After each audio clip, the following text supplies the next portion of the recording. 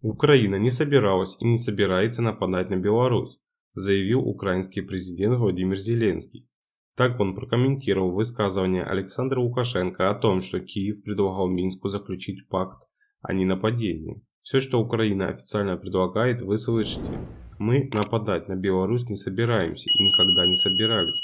Нет таких намерений. И это главный сигнал от всего украинского народа. Для нас очень важно, чтобы Беларусь не потеряла свою независимость, заявил Зеленский на пресс-конференции.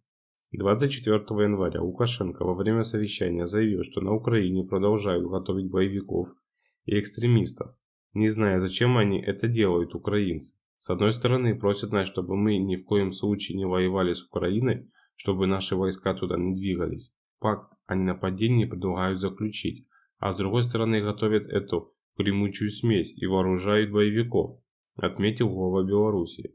В октябре Лукашенко обвинил Киев о подготовке нападения на Беларусь. Он заявил, что украинцам не нужен второй фронт, но их толкают к этому хозяева. Тогда же Лукашенко сообщил, что в связи с обострением на западных границах союзного государства договорился с Владимиром Путиным о развертывании совместно региональных группировок войск.